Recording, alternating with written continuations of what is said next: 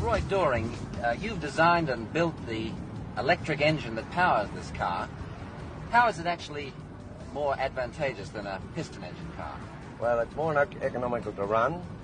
It's noiseless, smog-free, and you look at the motor about every 15 years. That's all the maintenance you have as far as the engine's concerned.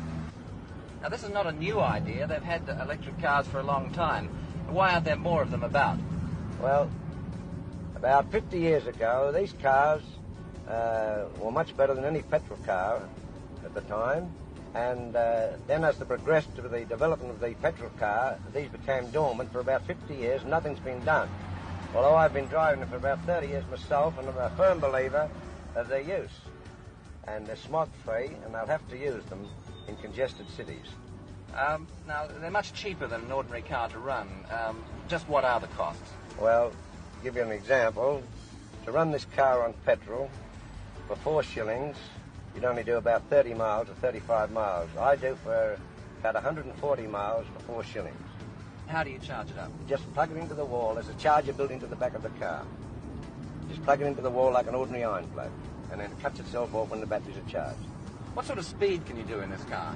Speed varies. You set the speed to the type of country you're running it in, or township. If it's very closely populated, you govern it around about 25 to 30. But if you want to do faster speeds, you can go up to 50 if you want to, but it's not economical to run. What do you mean, not economical? Well, like everything else, you can't get something for nothing. And if you speed it up over 30 miles an hour, your amperage goes up, and of course the mileage drops in proportion.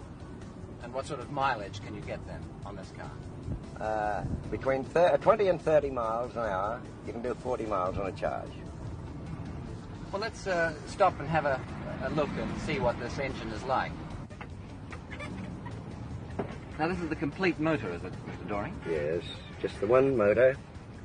It is 64 years old.